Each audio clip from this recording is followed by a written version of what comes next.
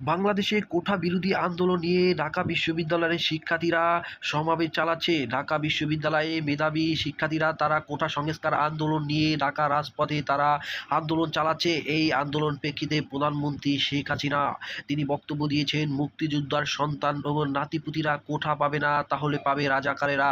এই বক্তব্য ভাইরালের পর সাধারণ শিক্ষার্থীর মধ্যে বিবৃতি সৃষ্টি হওয়ার পর থেকেই আরও জোরালো আন্দোলন শুরু হয়। এই আন্দোলনের প্রেক্ষিতে সকল যানবাহন বন্ধ করে দেয় এই কোটা সংস্কারের জন্য সাধারণ শিক্ষার্থীরা। এই দাবিতেই ছাত্রলীগ তাদেরকে আন্দোলন থেকে সরে যাওয়ার জন্য বারবার নির্দেশ দেওয়া হয়। যখন সত্যি না হয় তখন ছাত্রলীগ সাধারণ শিক্ষার্থীর উপরে হামলা চালিয়ে এবং তাদেরকে আহত করে।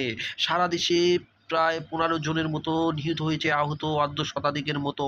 ছাত্রলীগের এই ধরনের হামলায় তীব্র নিন্দা জানায় এবং কোটা সংস্কার আন্দোলন চায় সাধারণ শিক্ষার্থীরা। এখন ঢাকা বিশ্ববিদ্যালয়ে রক্তার বন বয়ে গিয়েছে এবং সারা দেশে কোটা সংস্কার আন্দোলনের উত্তাপ হয়েছে।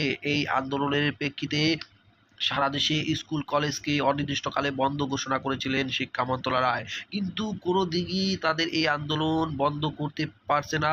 এই আন্দোলনের আরও ভয়ানকভাবে রূপ নিয়েছে।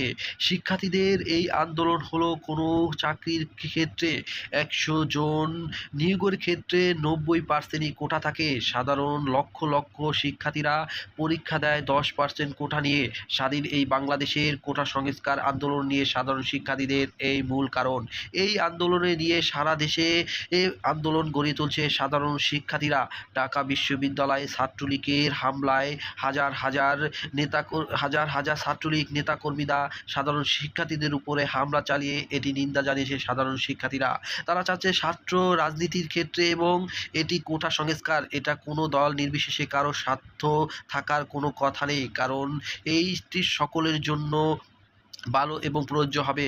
সাধারণ কোঠায় 10% হলো দেখা যাচ্ছে হাজার হাজার লক্ষ লক্ষ পরীক্ষা দিয়ে তাদের এই চাকরি মেধাবীর মূল্যায়ন করা হচ্ছে না।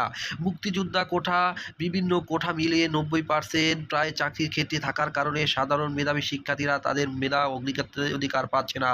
তার জন্য সারা দেশের এই সমাবেশ পালিত হচ্ছে। প্রধানমন্ত্রী শেখ হাসিনার কি বক্তব্য দিয়েছেন সেটি বললেন, রাজাকার কাদেরকে বলা হয়েছে এটি না বুঝে তাদেরকে বিবৃতি করার সৃষ্টি হচ্ছে, জানিয়েছেন প্রধানমন্ত্রী শেখ হাসিনা।